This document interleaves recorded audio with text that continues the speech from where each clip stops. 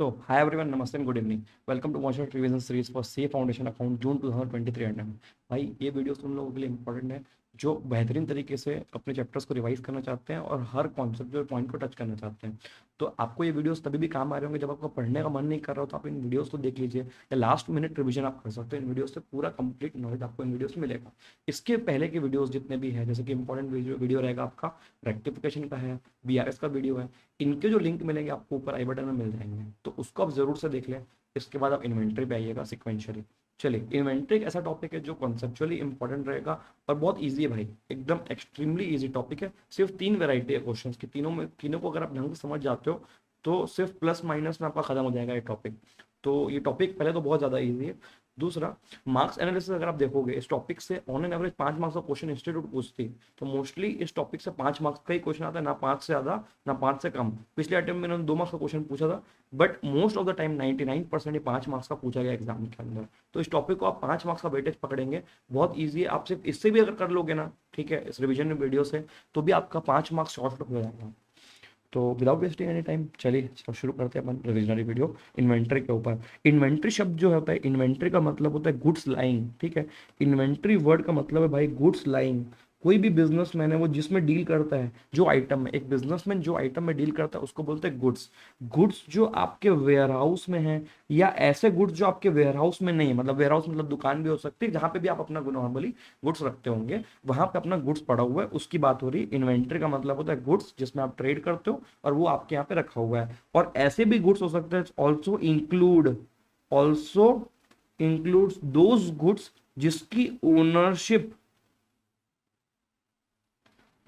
Ownership किसकी है, जिसका अकाउंट्स बना रहे हैं, जिसका बिजनेस है, ठीक है। तो बिजनेसमैन की ओनरशिप जिस गुड्स की है, भले वो खुद के गोडाउन में ना पड़ा हो, फिर भी वो हमारे इन्वेंट्री का पार्ट है, क्योंकि उसके ओनर हम हैं। ओनर कैसे बने हो? कुछ पैसा दिए होगे, उसका पेमेंट किया, तभी तो आप ओनर बने हो ना जी। तो आप अगर ओनर हो और आपके गोडाउन में नहीं भी पड़ा है, तो भी आपके इन्वेंट्री का पार्ट बनेगा ऐसा सामान। अब इसके एग्जाम्पल क्या क्या हो सकते हैं?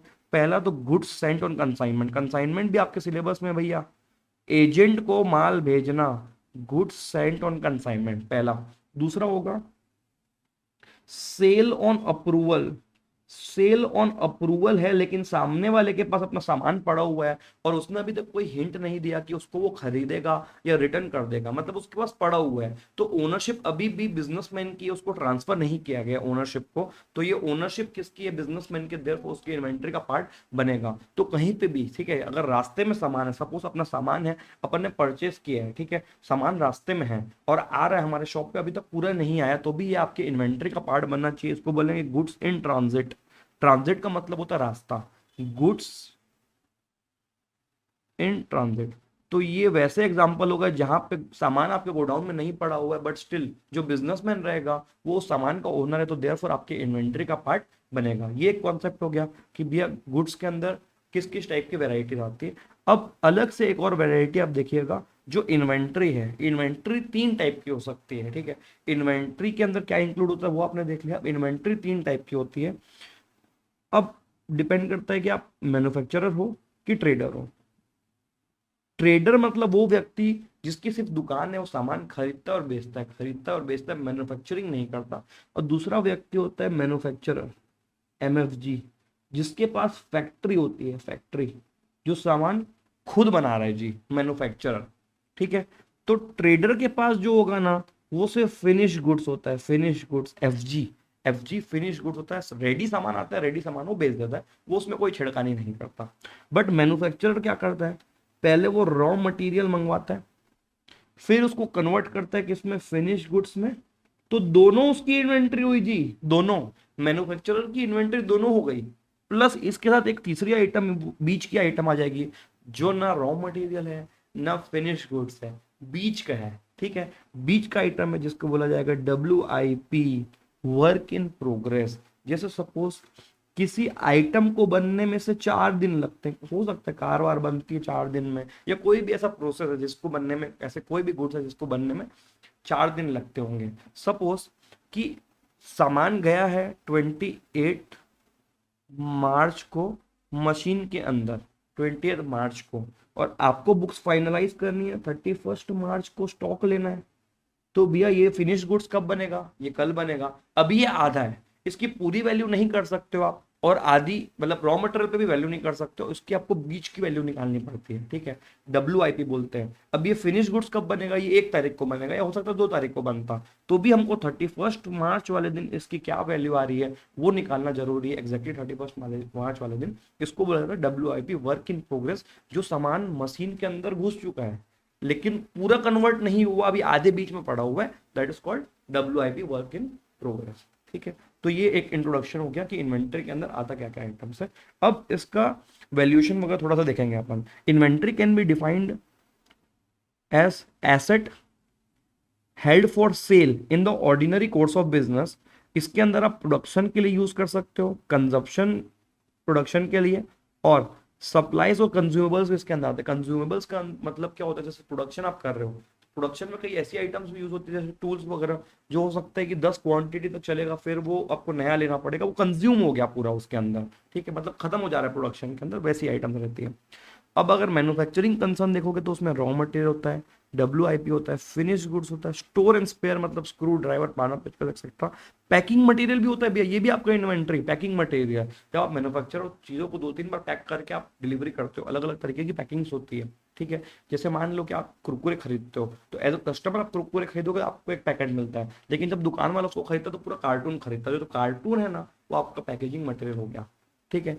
और ट्रेडिंग गुड्स, ट्रेडर जो रहेगा उसके पास सिर्फ ट्रेडेड गुड्स रहेंगे और कुछ नहीं रहेगा, मतलब मेनली उसके पास रहेगा आपका फिनिश गुड्स, प्लस वो भी अपना चाहे तो पैकिंग मटेरियल रख सकता है, जिल्ली विल्ली एक्सेट्रा, ठीक। इन्वेंट्री वैल्यूएशन कैसे होता है, इन्वेंट्री वैल्यूएशन अकाउंटिंग स्टैंडर्ड करके एक चीज होती है, AS2 के हिसाब से चलता है इन्वेंट्री का वैल्यूएशन।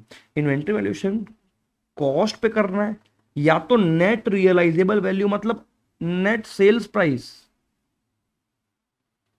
पे करना है, which ever is lower, net sale price which ever is lower. तो कॉस्ट, खर्चा, तो प्रीडोमिनेटली चीजें कॉस्ट पे रिकॉर्ड होगी, लेकिन इसकी मार्केट प्राइस इतनी गिर चुकी है कि कॉस्ट के भी नीचे जा चुकी है, मतलब ये एबनॉर्मल आइटम बन चुका है, नॉर्मल आइटम नहीं, मतलब आपको इसको जितने में खरीदे थे उसके भी नीचे बेचना पड़ेगा, तो इसको एबनॉर्मल सेल बोलते हैं। उसकी वैल्यूएशन, एबनॉर्मल आइटम की वैल्यूएशन नेट रियलाइजेबल वैल्यू मतलब नेट सेल्स वैल्यू। सर ये नेट सेल्स वैल्यू और सेल्स वैल्यू में क्या फर्क होता है, सेल्स वैल्यू मतलब मार्केट में बेचोगे जितना पैसा मिलेगा वो, प्लस अगर इसको बेचने के लिए कोई ब्रोकरेज या कुछ और चीज लग रही है डायरेक्टली रिलेटेड टू सेल्स, तो इसको आपको वो कॉस्ट माइनस करके सेल्स लेना पड़ेगा, उसको बोला जाएगा नेट सेल्स वैल्यू, ठीक है।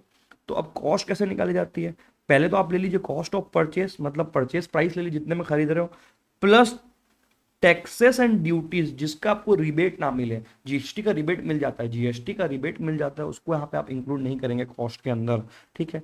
फिर आपका फ्रेट इनवर्ड्स, जैसे आपने अगर 1 टन माल मंगवाया है, ठीक है, 1000 किलो अगर आपने माल मंगवाया होगा तो उसमें कुछ किराया लगेगा, किराया भाड़ा, ठीक है, उसको डिलीवरी चार्जेस बोल लो, तो डिलीवरी चार्जेस को भी कॉस्ट में इंक्लूड करना है, या और भी कोई डायरेक्ट एक्सपेंसेस रहेंगे इंश्योरेंस वगैरह का, तो उसको भी आपको इंक्लूड करना रहेगा। Estimated selling price minus estimated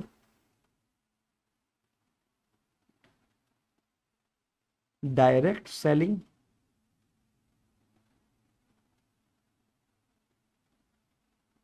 expenditure, ठीक है जी। नेक्स्ट, अब यहाँ पे कॉस्ट ऑफ कन्वर्शन को भी आप ले लोगे, direct material, direct labour, other direct cost etcetera.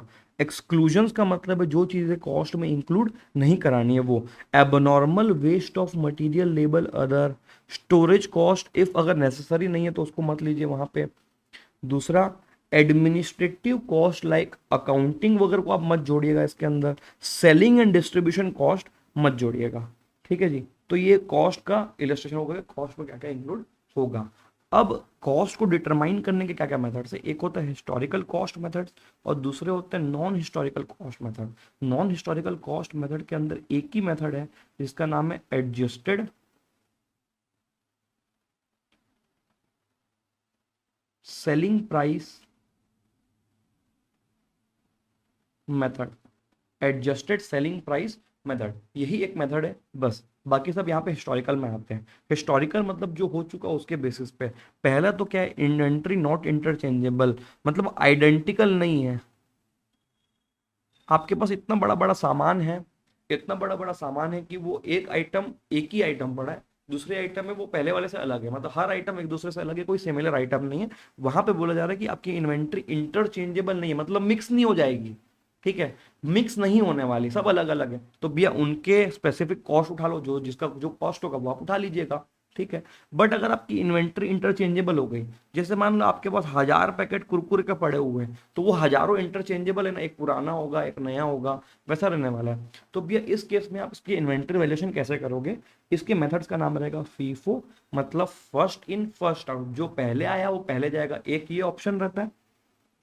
दूसरा रहता है लीफो, ये थोड़ा इलॉजिकल है लीफो वाला, बट स्टिल एक थ्योरेटिकली आपके बुक में है LIFO, last in first out, जो लास्ट में आया है वो पहले जाएगा। ठीक है। और एक होता है वेटेड एवरेज, जिसका आप एवरेजिंग करके कॉस्ट को एवरेज कर दे रहे हो। ठीक है, ये होता है वेटेड एवरेज, मतलब क्वांटिटी और रेट को मिक्स करके एक एवरेज रेट निकाल देना और हर चीज को एवरेज रेट पे इशू करना। ठीक है, तो फीफो मेथड अप्लाई करोगे तो उसमें वैल्यूएशन में फर्क आ जाएगा, लीफो करोगे तो ये मेथड्स है, आप कोई भी ऑप्शन चूज कर सकते हो। यहीं पे आपकी अकाउंटिंग आर्ट बन जाती है। आर्ट कैसे बन जा रही है? तीनों में से कौन सा वाला सही है वो वाली बात नहीं है, कोई भी एक उठा लो। तो ज्यादा सही तो वेटेड एवरेज होता है, मतलब ज्यादा लॉजिकल भी वेटेड एवरेज मेथड है, बट स्टिल लॉ के हिसाब से कोई मैंडेटरी नहीं है, तीनों आप कोई भी उठा सकते हो। ये आपकी अकाउंटिंग पॉलिसी के ऊपर डिपेंड करेगा। जब और बड़े हो जाओगे ना, जब आप इंटर लेवल पे आओगे, इंटर के बाद आर्टिकलशिप करोगे, उस समय जब आप कंपनीज की बैलेंस शीट और फाइनेंशियल स्टेटमेंट देखोगे, उसमें एक पन्ना होता है अकाउंटिंग पॉलिसीज का। और आप इंटर लेवल पे एएस भी पढ़ोगे, एएस में लिखा है कि सिग्निफिकेंट अकाउंटिंग पॉलिसी का डिस्क्लोजर करना जरूरी है। मतलब बैलेंस शीट जब स्टार्ट करेंगे ना आप, मतलब हार्ड कॉपी में प्रिंट करना, वहां पे पहले एक पन्ना लगा रहेगा सिग्निफिकेंट अकाउंटिंग पॉलिसी का। भाई सिग्निफिकेंट अकाउंटिंग पॉलिसी में लिखा जाएगा कि कौन से मेथड से इन्वेंट्री वैल्यू की गई है, फीफो से की गई है, लीफो से, जैसे लीफो इलॉजिकल है, या तो फीफो मिलेगा आपको या तो वेटेड एवरेज मिल जाएगा वहां पे। Thank you sir. ठीक है, तो इसको कैसे करते हो सॉल्यूशन में दिखेंगे अपन। यहीं पे एग्जांपल है, following are the detail of spare parts of free Ram Mills. ठीक है, तो अलग अलग तारीख पे पहले ओपनिंग इन्वेंट्री आई, फिर परचेस आया, फिर इशूड फॉर कंजप्शन आया। ठीक है, find out the value of inventory की वैल्यू निकालना है अपने को after all transaction if the company follows first FIFO method, first in first out basis, दूसरा last in first out basis, and third is weighted average method. Weighted average, तीनों में से, तीनों मेथड से अपने को इसका इन्वेंट्री का वैल्यू निकालना रहेगा।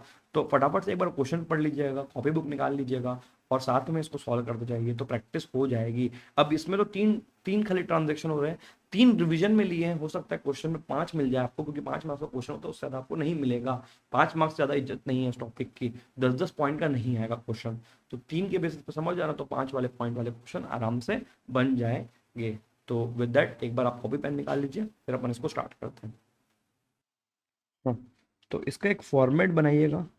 तो अपने को 3 कॉलम चाहिए और 3 कॉलम के अंदर 3-3 और कॉलम चाहिए। ठीक है,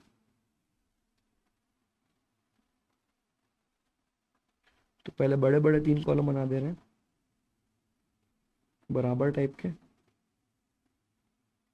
फिर उनके अंदर 3 कॉलम चाहिए।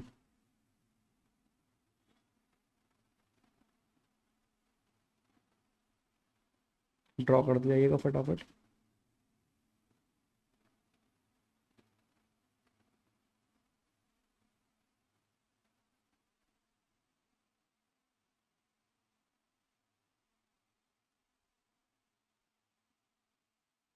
ठीक, पहले कॉलम का नाम रहेगा बड़े वाले कॉलम का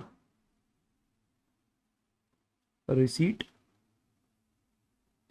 दूसरा रहेगा इशू, और तीसरा रहेगा बैलेंस। ये आपके लिए सबसे इंपॉर्टेंट है, बैलेंस वाला, क्योंकि जो बच जाएगा बैलेंसिंग यहाँ से निकलेगी उसकी। ठीक है, तो बैलेंस यहाँ से निकलेगा। अब नेक्स्ट, अब इसके जो इनर कॉलम्स है उसमें अपने को क्वांटिटी लिखना है, फिर रेट लिखना है पर यूनिट, और यहाँ पे अमाउंट आएगा, फिर क्वांटिटी, फिर रेट, फिर अमाउंट, फिर क्वांटिटी, फिर रेट, फिर अमाउंट। क्यू आर है, क्यू आर है, क्यू आर है। ठीक है जी, नेक्स्ट। अब एंट्री करना चालू करते हैं। सबसे फर्स्ट एंट्री जो रहेगी ना वो बैलेंस की रहेगी। ओपनिंग बैलेंस क्वेश्चन में दिया हुआ था, ओपनिंग इन्वेंट्री 50 यूनिट है, 25 के रेट के हिसाब से कैलकुलेटर यूज करेगा, 50 × 25, 1250 का अमाउंट बाहर आ जाएगा, 1250। ये फर्स्ट एंट्री हो गई। सेकेंड एंट्री देखना बहुत इजी है बेटा, ये 5 मार्क्स ऐसे आ जाएंगे तो अपने को छोड़ना नहीं एग्जाम में, भयंकर इजी है, मतलब ये अति में इजी है, खाली आप रजिस्टर तो फिल कर रहे हो भैया और बेसिक कैलकुलेशन निकाल रहे हो। ठीक है जी। तो अगला क्या था देखिएगा, परचेसेस हुई है 1/1/2020 को, 25 यूनिट खरीदा आपने 30 के रेट के हिसाब से, तो इसकी खाली एंट्री कर लो भी आपने, रिसीट परचेस रिसीट के कॉलम में आएगा और सेल्स इश्यू के कॉलम में आएगा। तो भाई रिसीट के केस में आप क्या करोगे, परचेस ले लोगे। ठीक, 25 यूनिट 30 के रेट से, 25 यूनिट 30 का रेट, 25 × 30 750 हो गया। इशू कुछ नहीं है इस एंट्री के अंदर। अब आप देखिएगा कि जब आप बैलेंस निकालोगे तो पहले से मेरे पास एक इन्वेंट्री पड़ी हुई है 50 पीस 25 के रेट के हिसाब वाली, जिसकी वैल्यू 1250 है। अब मैंने नया जोड़ दिया तो ये बैलेंस में इंक्लूड करना है अपने को, इसको 25 जोड़ दो आप 30 के रेट से और इसकी वैल्यू 750, दोनों को अलग अलग रखना पड़ेगा बैलेंस के केस में। ठीक है, तो बैलेंस के केस में दोनों को अलग अलग रख दीजिएगा। थर्ड, अपने को सेल की एंट्री पास करनी, रिसीट के कॉलम में डैश डाल दीजिए। सेल का मतलब होता है इशू। देखिए थर्ड, इशूड, या तो सेल कर सकते हो तो कंजप्शन के लिए आपने कितना 60 यूनिट्स इशू किया है। अब यहाँ पे आप देख रहे हो, यहाँ पे ना कोई रेट नहीं लिया हुआ है, रेट नहीं लिया है, मतलब हमने को रेट पहले वाली एंट्री से निकालना पड़ेगा। ठीक है, तो इशू आपने क्या किया, 60 किया है। ठीक है, और ये जो मेथड अपन अडॉप्ट कर रहे हैं कौन सा मेथड है, फीफो, मतलब जो पहले आया है वो पहले जाएगा, ऐसा करके सोचना है। तो पहले कौन सा आया, ये 50 पहले से पड़ा हुआ है, तो 50 में से पहले 60 में से 50 यहाँ से उठा लो और 10 यहाँ से उठा लो, 30 रुपए वाला। ऐसा करके आप इशू करोगे तो इशू की दो वैरायटी रहेगी। मेरे को टोटल 60 की क्वांटिटी इशू करनी थी, जिसमें से पहले आई वाली चीज कितनी है, 50 है, तो मैं 50 पूरा कंज्यूम कर ले रहा हूँ। 50 × 25 1250। अब मेरे को 10 और क्वांटिटी चाहिए जो मेरे को नए वाले से लेना पड़ेगा, 30 रुपए का रेट था उसका, तो ये 300 हो गया, तो इशू का अमाउंट 1550 हो गया। अब मेरे को ये एंट्री इशू की हो गई ना, इसके बाद मुझे यहाँ पे बैलेंस निकालना है। अब मेरे 50 जो यहाँ पे थे 25 रुपए के रेट वाले, ये पूरे इशू हो गए, तो ये जीरो हो गया 50, तो ये डब्बा है ये जीरो हो गया, ये यहाँ पे नहीं आएगा। मेरे बचे कितने, ये जो 25 था ना, इसमें से 10 चले गया है, तो मतलब कितना बच रहा है भाई, इन्वेंटरी 15 बच रहा है, 15 कितने रेट वाला, 30 वाला, तो 30 × 15 = 450। ये आपका लीफो सॉरी फीफो मेथड से हो गया, ये आपका फीफो मेथड वाला आंसर बन चुका है। आई होप आपको इजी लगा होगा। अब सिमिलरली यहीं पे आप अगर लीफो समझना चाहोगे तो मैं इसको एक काम करता हूँ, कॉपी कर लेता हूँ, आपको अलग से मत बनाओ, टाइम वेस्ट होगा आपका एग्जाम के समय, मैं कॉपी करके आपको सिर्फ समझा दे रहा हूँ अलग से। हाँ, तो यहाँ पे अपन ऊपर एक बार लिख देते हैं लीफो मेथड, पहले अपन ने जो बनाया था वो फीफो था, अब ये लास्ट इन फर्स्ट आउट। तो सिर्फ फर्क बेटा पता है कहाँ पे आएगा, फर्क आपका थर्ड एंट्री में ही आएगा, क्योंकि परचेस तो जिस रेट से करोगे वो एज इट इज लेना है। हमको फीफो लीफो का जो इफेक्ट है ना, वो सिर्फ सेल या इशू के समय ही यूज करना पड़ेगा। बस फर्क कहाँ पे आएगा, जैसे सपोज अपन ने इशू किया, इशू के समय हमको कितनी क्वांटिटी रिक्वायर्ड थी, हमको फीफो में देखना, फीफो वर्सेस लीफो।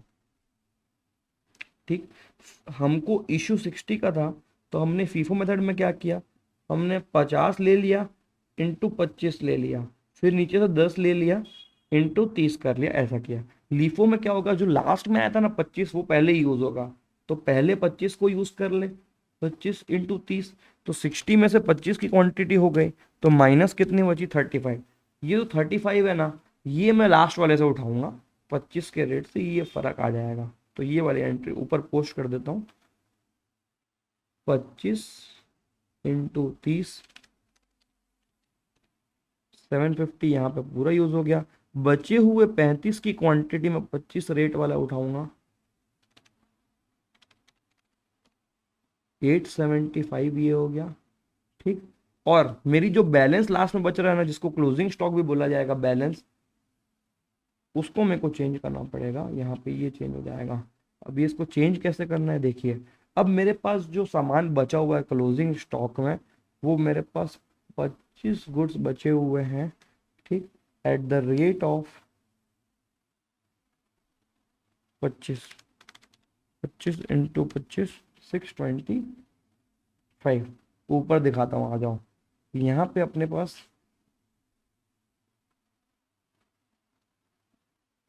15 बच रहे थे, नहीं सॉरी, यहाँ पे भी 15 ही बचेंगे। 50 ये कैसे निकलेगा, 50 माइनस 35, 15, तो ये भी 15 बच रहे हैं। खाली वैल्यूएशन का फर्क आ जाएगा, पिछले फीफो वाले मेथड में 30 से वैल्यू करा रहे थे और यहाँ पे अपन 25 से वैल्यू करवा रहे हैं। ठीक है जी, तो ये फर्क आ गया। फीफो लीफो ऑलमोस्ट सेम है, सिर्फ इशू के समय में फर्क रहेगा कि कौन सा वाला रेट उठाओगे। वेटेड एवरेज में थोड़ा सा फर्क रहेगा इससे ज्यादा, तो वेटेड एवरेज भी समझ लेते हैं एक बार ही।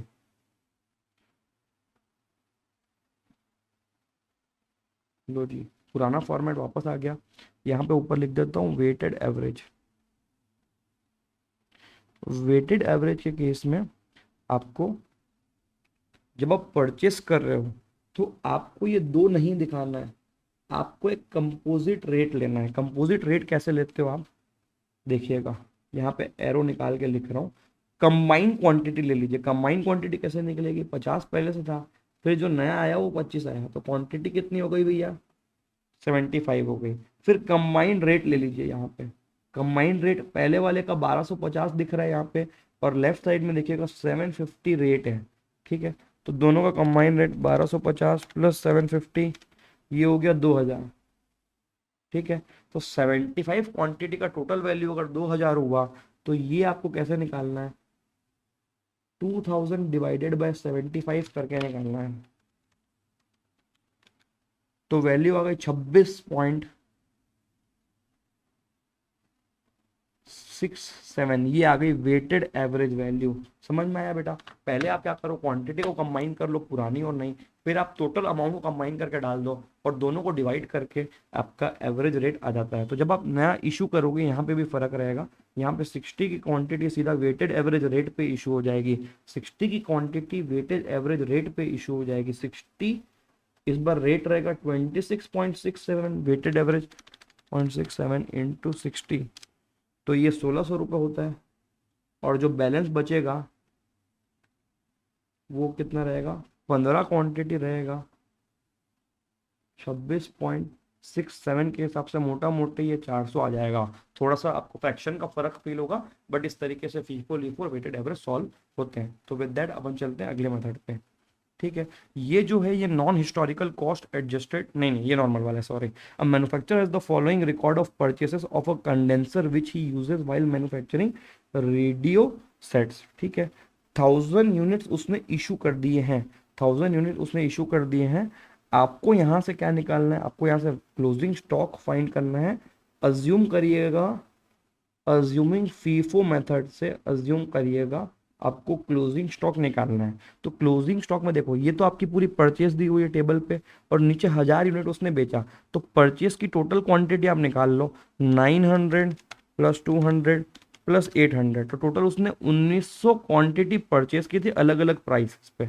ठीक है, तो और माइनस उसने सेल कितना किया, 1000, तो क्लोजिंग क्वांटिटी कितना बचा है, 900। ये हो गया डिसाइड। तो 900 का क्लोजिंग यूनिट्स हो गया, यूनिट्स। अब इसकी प्राइस कैसे रहेगी वो देखते हैं। अब देखो, अगर आप फीफो फॉलो करोगे तो लास्ट में जो इन्वेंट्री है ये वो बच जाएगी। अगर आप फीफो फॉलो करते हो तो पहले आया पहले गया, मतलब जो लास्ट आया वो लास्ट में बचा। ठीक है, तो अब यहाँ पे देखिएगा लास्ट में 800 आया है, 800 इंटू 47 बचा होगा, और जो इसके पहले 200 लिखा हुआ है @60, उसमें से 100 रह गया है। 100 इंटू 60, इसका आप अमाउंट निकाल लीजिए। 800 इंटू 47, 37, 600, 100 इंटू 60, 6000, तो टोटल वैल्यू आ जाएगी 43,600। मैंने जीटी दबा दिया है इस केस में, 43,600। जीटी दबाना आता है कि नहीं आता भाई, ठीक, 43,600 ऐसा करके आपकी क्लोजिंग स्टॉक की वैल्यू निकल गई। नेक्स्ट जो एग्जांपल रहेगा, ये नॉन हिस्टोरिकल कॉस्ट मेथड का एग्जांपल है, एडजस्टेड सेलिंग प्राइस मेथड। ठीक, पहली वेराइटी अपन ने वहां पे ऊपर निकाल ली, लीफो फीफो वेटेड एवरेज वाली। अब सेकंड वेराइटी जो एग्जाम में आती है, उसकी सेकंड वेराइटी इस तरीके से है, वेराइटी नंबर 2। ये भी आता है कई बार एग्जाम्स के अंदर, लेकिन है बहुत इजी। आपको सेल्स दिया हुआ है during the year 2 lakh, cost of purchase दिया हुआ है ये भी 2 लाख है, closing inventory at selling price 50,000। अभी आप क्या कर रहे हो, adjusted selling price method, adjusted SP method कर रहे हो, ठीक है जी। तो एडजस्टेड सेलिंग प्राइस का मतलब ये होता है कि इन्वेंट्री क्वेश्चन सेलिंग प्राइस पे दी है, तो सेलिंग प्राइस से आप अगर ग्रॉस मार्जिन या ग्रॉस प्रॉफिट माइनस कर देते हो तो आपका कॉस्ट आ जाता है। इट इज दैट इजी, ठीक है। तो ग्रॉस मार्जिन निकालने का तरीका, पहले अपन प्रॉफिट निकाल लेते हैं इस केस में। Working note number 1, profit. Profit कैसे निकलता है, सेल्स ले लीजिए 2 लाख, प्लस क्लोजिंग स्टॉक ले लीजिए 50,000, माइनस परचेस कर दीजिए 2 लाख। क्वेश्चन में कोई डायरेक्ट एक्सपेंडिचर नहीं दिया हुआ है, अगर कोई डायरेक्ट एक्सपेंडिचर लिया होता तो वो भी आप माइनस कर देते थे। तो अब आपका प्रॉफिट कितना बचा, यहाँ पे 50,000 बचा। तो वर्किंग नोट 2 यहाँ पे आप क्या बनाएंगे,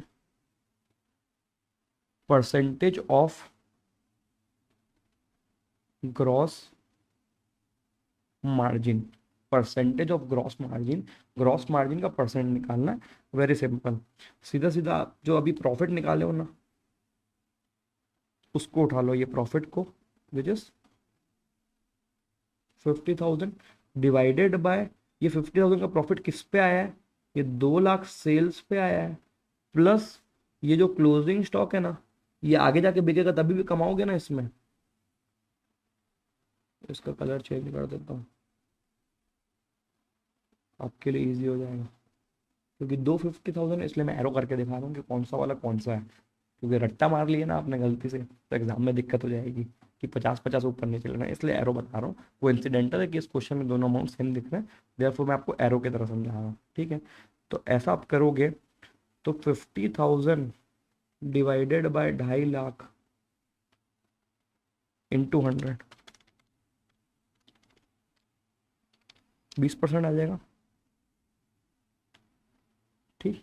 और उसका फॉर्मूला अगर बाजू में लिखना हो तो आप लिख लीजिए, profit upon sale plus closing stock at sale price into 100 करके 20% आ गया। तो देयर फोर सॉल्यूशन यहाँ पे निकालना है अपने को, closing stock at cost at adjusted SP is equal to 50,000 की उसकी वैल्यू है क्वेश्चन में, माइनस 20% आप माइनस कर दीजिए, 50,000 माइनस 20%, तो आपकी वैल्यू 40,000 रह जाएगी। आपका सॉल्यूशन आ चुका, इतना इजी है ये, ठीक है। तो इसका ब्लेंडर मिस्टेक एग्जाम में करके मत आइएगा, इसको बहुत इज्जत से करके आना है, ठीक है। Next is inventory taking, most important, most important है ये इन्वेंट्री टेकिंग। ऐसा हो सकता है कि अगर आप 4 एग्जाम्स का देखोगे ना तो 2 बार ये पूछता है और पिछली 2 वैरायटी एक एक बार पूछता है, तो टोटल 3 में से ज्यादा बार तो ये आता है इन्वेंट्री टेकिंग। इन्वेंट्री टेकिंग में जो आपका माइंड है ना, माइंड वो फिजिकल वेयरहाउस जो होता है, वेयरहाउस, ठीक है। वेयरहाउस में क्या सामान आया और क्या निकला उसके हिसाब से इन्वेंट्री टेकिंग का मतलब होता है इन्वेंट्री काउंटिंग।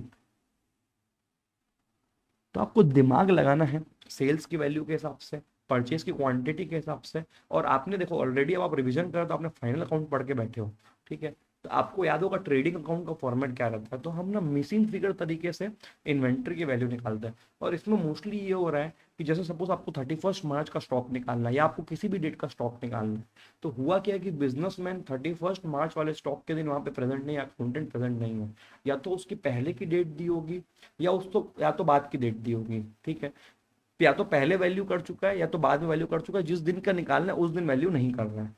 तो अपने को दिमाग लगा के, तिगड़म लगा के, जो भी अपने को इन्वेंट्री का वैल्यूएशन दिया है और जिस डेट तक जाना है, चाहे सीधा सीधा या रिवर्सल, उसके बीच के ट्रांजेक्शन्स का इम्पैक्ट लेके हमको उस दिन की इन्वेंट्री पे अराइव करना है जी, ठीक है।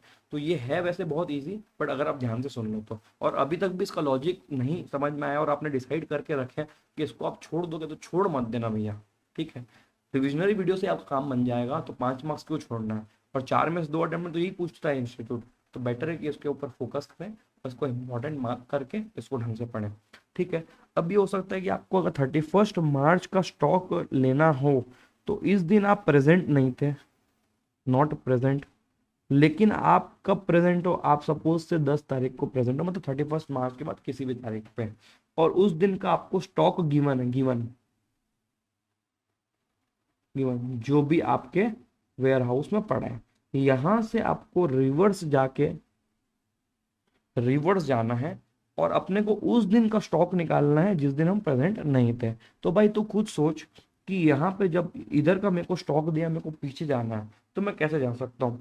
अब जैसे सपोज इस पीरियड में, जिसको इंटरमीडिएट पीरियड बोलते थे अपन, ठीक है, इंटरमीडिएट पीरियड में सपोज अगर कोई परचेस हुई है, सपोज कोई परचेस हुई है, तो वो आपने ऐड किया होगा, तो वापस जाने के लिए अपने को माइनस परचेस कर लेना चाहिए।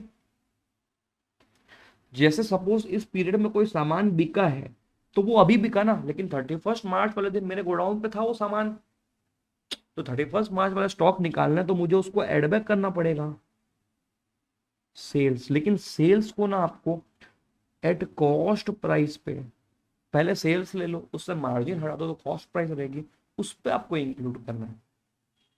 ठीक है जी, ये हो गया। प्लस कुछ और एडजस्टमेंट भी आएंगे क्वेश्चन के अंदर, जो अपन क्वेश्चन करेंगे तो उस समय देखेंगे। ठीक है, तो इस तरीके से इन्वेंट्री टेकिंग का क्वेश्चन आता है। अब इंस्टीट्यूट ना कई बार मस्ती भी करती है, कई बार इंस्टीट्यूट ये दिखाती है कि 31 मार्च का स्टॉक लेना है, तो अभी तो मैंने 10 तारीख वाली बात की, मतलब date after the date of stock. अब कई बार इंस्टीट्यूट बिफोर वाली भी डेट देती है, जैसे मान लो 25 मार्च को ये वैल्यू करके भाग गया था, वहां से आपको 31 मार्च तक जाना, तो आप सीधा सीधा जाओगे, जो सामान बिका उसको माइनस कर दोगे, जो सामान आया है परचेस के उसको आप एड बैक कर दोगे। तो क्वेश्चन पढ़ के समझ में आएगा कि सीधा जाना है कि उल्टा आना है। उल्टे में क्या करेंगे, सेल्स को इंक्लूड कर देंगे, मतलब ज्यादा आगे चले गए वहां से वापस आना है तो सेल्स को इंक्लूड कर दो, परचेस को माइनस कर दो। लेकिन सेल्स में बेटा ध्यान रखना, सीधा सीधा मुंह उठा के ऐड मत कर देना, सेल्स में पहले मार्जिन हटाना पड़ेगा कॉस्ट बेसिस, क्योंकि हम इन्वेंट्री के कॉस्ट की बात कर रहे हैं ना भाई, इन्वेंट्री कॉस्ट की बात कर रहे हैं, तो सेल्स में से आपको मार्जिन हटाना पड़ेगा। चलिए 3-4 क्वेश्चन मेरे साथ सॉल्व करिएगा, उसके बाद आप एग्जाम में करने लायक हो जाओगे। ठीक, पहला example number 1, x who was closing his books on cup 31/3/2016 failed to take the actual stock which he did only on 9th April, मतलब बाद में किया है भाई 31/3 और 9th अप्रैल, मतलब क्या करना है अपने को, क्वेश्चन से डिसाइड करिए कि रिवर्स आना है, तो क्वेश्चन कौन सा वाला है, रिवर्स। तो पहले क्वेश्चन पढ़ के डिसाइड करेंगे क्वेश्चन सीधा जाने का है कि उल्टा आने का, ये वापस आने वाला क्वेश्चन है। इट वॉज फाउंड सेल्स और एंटर, ये पूरी पॉलिसी बता रहा है कि हम सेल्स को एंटर कर लेते हैं, परचेस को कब एंटर करते हैं, एक्सेट्रा, ज़्यादा रिलेवेंट नहीं है। सीधा नीचे आ जाओ, it was found sales between, ये इंटरमीडिएट पीरियड की सेल्स बता रहा है, 17,200 थी, परचेस 1200 था, out of this goods amounting to 500 were not received. ठीक है, मतलब हमारे गोडाउन में कितना ही आया था सामान, 1200 खरीदे थे लेकिन सामान आया था 700 का, 700 हटा देंगे। ठीक है, 500 तो अभी आया नहीं था, तो उस पीरियड में उसका कोई इम्पैक्ट पड़ा ही नहीं ना भैया। ठीक है, goods invoiced during the month of March 16 but goods received only on 4th April 2016 amounted to 1000। अब देखो भैया, 1000 का जो गुड्स है ना, 1000 का गुड्स वो उस दिन हमारे गोडाउन में नहीं था, पहले आपने इनवॉइस करा लिया था, बट उस समय आपके क्लोजिंग स्टॉक का पार्ट बनना चाहिए ये वाला गुड्स, तो इसको आप कुछ भी नहीं करेंगे। Rate of GP is 33.1/3% on cost, मतलब ये 1/3 हुआ, मतलब सेल्स पे कितना होगा, 1/4 ले लेंगे अपन, ये तरीका तो आप जानते ही होंगे। ठीक है, ascertain the value of physical stock as on 31/3/16। ठीक है जी, निकाल लेंगे हम। पहले लिखो आप स्टॉक एज ऑन 9th अप्रैल 16, इसकी वैल्यू क्वेश्चन में क्या दी हुई है, 2.5 लाख दिया हुआ है, 2.5 लाख ले लिया। ठीक है, फिर ड्यूरिंग द टाइम जो सेल होके सामान चले गया इस बिटवीन पीरियड में, उसको आप एड बैक कर दो, इसका रट्टा मत मानना भाई, हम रिवर्सल जा रहे हैं इसलिए एड बैक कर रहे हैं। सेल्स ड्यूरिंग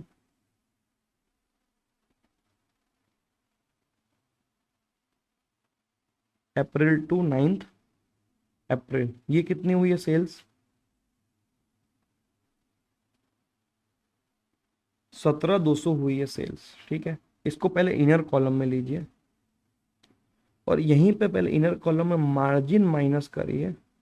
मार्जिन 17,200 का इंटू 1/4, 4,300, ठीक है। 17,200 माइनस 4,300, 12,900 आया वैल्यू, ठीक है जी।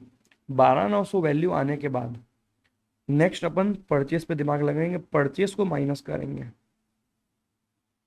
ठीक। परचेस को माइनस करना है, आ जाओ परचेस पे राजा। 1200 की परचेस थी, परचेस को माइनस कर दीजिए 1200 की, और इसको माइनस कॉलम में दिखाएगा, नहीं तो टोटलिंग मारते हैं उसमें मिस्टेक हो सकती है, ब्रैकेट में दिखाइए माइनस को, ठीक। गुड्स जो कि इनवॉइस्ड हुआ during the month of March 16, ठीक है। मतलब आपने पहले उसको इनवॉइस कर दिया था, तो ये गुड्स इन ट्रांजिट है। और कब आया आपके गोडाउन में, 1000 इस बिटवीन द पीरियड में आया, लेकिन ये आइटम आपके गोडाउन में रहनी चाहिए 31 मार्च के स्टॉक में काउंट करना है इसको, क्योंकि ये पहले का स्टॉक है। लेकिन गोडाउन से जो गोडाउन में आया 2.5 लाख उसमें इंक्लूड है, ठीक है। 2.5 लाख में भी इंक्लूड है, 31 मार्च को भी इंक्लूड कराना है, तो इसकी नो एंट्री बनेगी, कोई एडजस्टमेंट नहीं होगा। एंड देयरफॉर आपका वैल्यू ऑफ स्टॉक ऑन 31 मार्च आ जाएगा 2.5 लाख प्लस 12,900 माइनस 1200, 261700। ये आपका रिवर्सल का क्वेश्चन था, मतलब आप आगे जा चुके थे, आगे से पीछे आ रहे हो। अगला क्वेश्चन देखते हैं, example number 2। From the following information ascertain the value of stock as on 31/3/17। Value of stock on 1/4/16 7 lakh है। फिर आपकी परचेस 1/4/16 से 31/3/17 3463। मैन्युफैक्चरिंग एक्सपेंसेस दिए हुए हैं ऐसे। Sales during the same period इतना दिया, मतलब पूरे साल भर का दिया है।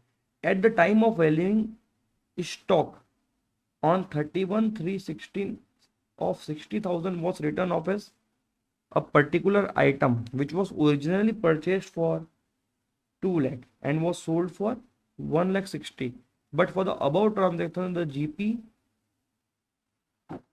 earned during the year was 25% on cost. ये अब नॉर्मल चीजें दी हुई है, उसको अपन अलग से डील करेंगे, ठीक। अब ये क्वेश्चन में देखो कहीं भी वो आगे नहीं बढ़ा है, आपको चीजें 1 अप्रैल 16 से लेके 31/3/17 तक दी हुई, मतलब आप इसको नॉर्मल ट्रेडिंग अकाउंट बना के भी काम चला सकते हो। ये सीधा सीधा क्वेश्चन है, ये वापस आने वाला क्वेश्चन नहीं है जी। तो सीधा आप इसको ट्रेडिंग अकाउंट बना के भी प्रिपेयर कर सकते हो, चाहो तो स्टेटमेंट के फॉर्म में भी प्रिपेयर कर सकते हो। इसको लिख सकते हो मेमोरेंडम ट्रेडिंग अकाउंट लिख दो,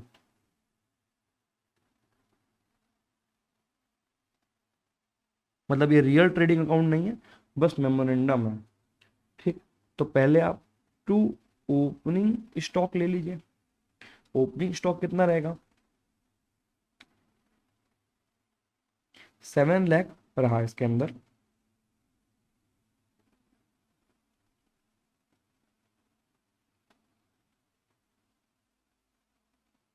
ठीक। परचेस ले लीजिए, टू परचेस 3460। मैन्युफैक्चरिंग एक्सपेंस भी यहाँ पे जाएंगे, डायरेक्ट एक्सपेंस है, MFG एक्सपेंसेस 7 लाख जुड़ गए, ठीक। सेल्स अभी 2 मिनट के लिए नहीं ले रहा हूँ, या ले लो पूरा, कोई फर्क नहीं पड़ेगा, अपने को क्लोजिंग स्टॉक निकालना है 5220।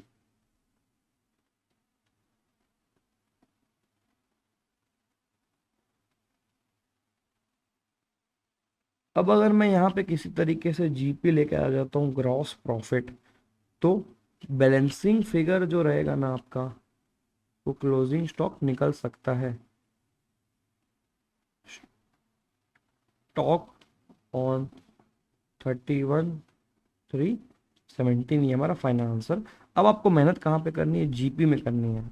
जीपी में क्यों मेहनत करनी है सर? आप ये भी तो कर सकते हो, सेल्स में सीधा 25% ऑन कॉस्ट लिखा हुआ है, तो आप सेल्स में माइनस कर सकते हो 1/4 और 1/5 करके आप कर लीजिए इसको। लेकिन ऐसा नहीं हो सकता भाई, क्योंकि देखो ये जो आपको परसेंटेज दिया हुआ है ना, ये डायरेक्टली अगर पूरी सेल्स अपनी नॉर्मल होती थी, पूरी सेल्स नॉर्मल, तो डायरेक्टली आप अप्लाई कर देते। बट यहाँ पे पूरी की पूरी सेल्स नॉर्मल नहीं है, देयरफॉर हम जीपी डायरेक्टली अप्लाई नहीं कर सकते भैया। तो कैसे करना है अपने को, देखिए सर, दो टाइप की सेल्स है क्वेश्चन में, 50 to 20 दिया हुआ है। इसमें नॉर्मल और एबनॉर्मल को अलग अलग कर दो। नॉर्मल सेल्स और एबनॉर्मल सेल्स। एबनॉर्मल सेल्स कैसे निकलेगा, क्वेश्चन पढ़ते हैं एक बारी। वो सोल्ड फॉर 1,60,000, मतलब 1,60,000 आपकी क्या है, एबनॉर्मल सेल्स है। तो यहाँ पे बैलेंसिंग फिगर निकलेगा 5220 माइनस 160, 506, 50,60,000। ठीक है, तो इसके ऊपर आप डायरेक्टली निकाल सकते हो। तो 1/4 कॉस्ट पे है, तो सेल्स पे 1/5 हो जाएगा, विच इज 20%। तो आपका 20% निकल जाएगा इंटू 0.2, 10,12,000। ये नॉर्मल सेल्स पे निकल गया। एबनॉर्मल की सेल प्राइस ये है, और कॉस्ट ले लोगे तो प्रॉफिट निकल जाएगा। कॉस्ट कितना है देखिएगा, 2 लाख पे आपने आइटम खरीदा था, 60 आप ऑलरेडी राइट ऑफ कर चुके हो। तो अभी कॉस्ट कितनी है अपने बुक्स के अंदर, 140 की कॉस्ट है। कैसे निकला 140, 2 लाख माइनस 60, तो यहाँ पे अपना प्रॉफिट कितना हुआ, 120। तो टोटल जीपी कितना कमाए हम, 10/12 प्लस 20 इज इक्वल टू 10/32। ये अपन प्रॉफिट कमाए हैं। 10/32 ऊपर डाल दीजिए। अब इसका टोटल वोटल कर लेते हैं, आपको आ जाएगा 7 lakh plus 3460 plus 7 lakh plus 10/32 minus 5220, तो ये 6,72,000 का क्लोजिंग स्टॉक रहेगा। तो विद दैट अपनी वेराइटीज कंप्लीट हो रही है। आई होप आपको प्रॉपर समझ में आया होगा। क्वेश्चन इन्वेंट्री टिकिंग का रहेगा, और भाई ध्यान से करना, ठीक है? तो सीधा सीधा जाना है या उल्टा आना है उसके ऊपर डिपेंड्स करेगा। तो सीधा जाना होगा तो सीधा सीधा ये आप निकाल सकते हो मेमोरेंडम ट्रेडिंग अकाउंट से। बट अगर आप रिवर्सल आ रहे हो, वापस वापस अगर आप आ रहे होगे ना, वापस अगर आप आ रहे होगे तो आपको चीजें उल्टी करनी है। मतलब जो सेल्स होकर बाहर चले गए उसको आप एड बैक कर दो, और परचेज को आप माइनस कर दो, तो आपका स्टॉक रिवर्सल पे निकल जाएगा। नेक्स्ट जो अपने को करना है वो एक थ्योरी क्वेश्चन है, जो बार बार इंस्टीट्यूट पूछ लेती है। Difference between periodic accounting system and परपीचुअल accounting system. Periodic मतलब बीच बीच में आप इंटरवल्स पे अकाउंटिंग में वैल्यूएशन करते हो क्लोजिंग स्टॉक का, और परपीचुअल मतलब कंटिन्यूअस कंटिन्यूअस एक सिस्टम लगा के बैठे हो आप, और वो रियल टाइम बेसिस पे डेटा को अपडेट करता है, उसको बोलते हैं परपीचुअल सिस्टम। ये थ्योरी क्वेश्चन है, इसका ऊपर कई बार इंस्टीट्यूट पूछ लेती है, मतलब बीच बीच में। तो ठीक है, पीरियोडिक आप क्या करते हो, एक फिक्स इंटरवल्स पे करते हो बीच बीच में, और परपीचुअल हमेशा ही चलते रहते हैं कंटिन्यूअस बेसिस पे। ठीक है, स्टॉक वैल्यू आप कभी भी जान सकते हो, इसमें आप फिक्स इंटरवल पे जान पाओगे। इसका नेचर फिजिकल वेरिफिकेशन करना पड़ेगा, यहाँ पे आप फीफो लिफो वगैरह कर सकते हो। बेसिस क्या रहेगा, बुक के रिकॉर्ड्स रहेंगे, यहाँ पे फिजिकल वेरिफिकेशन करना है। Control is possible, control is not possible. Cost involve, हाँ, अगर आप एक सिस्टम बैठाओगे तो वहाँ पे आपकी कॉस्ट लगेगी। एक आप बंदा बैठाओगे तो कंप्यूटराइज सिस्टम लगाओगे, यहाँ पे सिंपल है और लेस एक्सपेंसिव है। Operation inventory can be determine without affecting the operation, लेकिन यहाँ पे आप जब बीच बीच में करते हो तो आपको सेल्स रोकनी पड़ेगी। रुक जा भाई सेल्स, अभी पूरा गिन लो उसके बाद ही माल भेजना, और नया माल भी तब तक नहीं आ पाएगा जब तक गोडाउन के अंदर जितनी इन्वेंट्री वो ना गिन लो। तो इस टाइप की बात होती है। इसके थ्योरी को एक बार देख लेना, आपके एग्जाम में हो सकता है कि आ जाए। तो विद दैट मेरे को लगता है कि इन्वेंट्री का रिविजन अपने को यहीं तक रखना चाहिए। तो इन्वेंट्री को अपन क्लोज करते हैं, बाकी अपन नेक्स्ट रिविजन वीडियो में मिलेंगे, डेप्रिशिएशन की बात करेंगे। सो बाय एवरीवन, टेक केयर। और अपने फ्रेंड्स को मेरे रिवीजन के वीडियोस भेज सकते हो जिनको बहुत ज़्यादा इश्यूज हो रहे हैं कॉन्सेप्चुअली। तो रिवीजन वीडियो के अंदर कॉन्सेप्ट भी कवर्ड है, और आपको भी काम आएगा, और जो फ्रेंड आपको जानकार है उसको भी आप हेल्प कर सकते हो। तो with that bye everyone, take care.